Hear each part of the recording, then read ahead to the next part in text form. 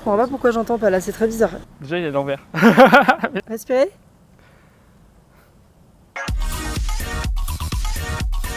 Et par contre, quand on écoute le cœur, on ne demande pas de respirer en même temps aussi.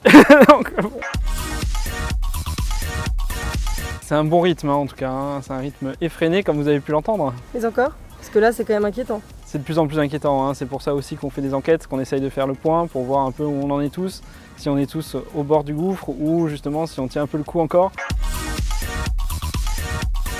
Plus qu'un chiffre, des idées. Les idées, c'est plus de 20 000 réponses, plus de 60% d'anxiété, presque 30% de dépression et 27% d'idées suicidaires, c'est très inquiétant. Si on compare en fait à la population générale, c'est 2 à 3 fois les chiffres connus, même plus que les études internationales qui ont été publiées récemment. Il y a vraiment un danger actuellement sur la santé mentale des médecins.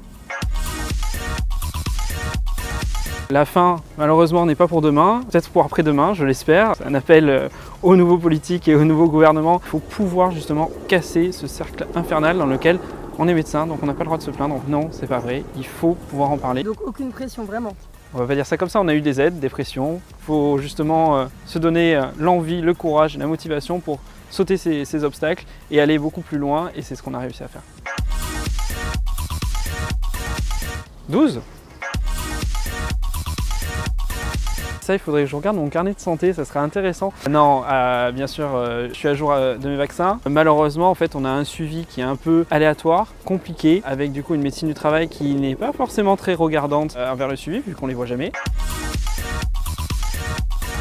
Mon choix est déjà fait, je suis de ce côté de la caméra. Aujourd'hui, c'est bien pour défendre l'ISNI, pour défendre les internes, pour défendre l'ensemble des soignants, pour améliorer justement nos conditions de travail, notre condition de formation et nos conditions d'exercice futures. Ça veut dire que le ministère aujourd'hui n'est pas capable de le faire. Je vais peut-être dire que hier il n'était pas capable, aujourd'hui on espère qu'il le sera.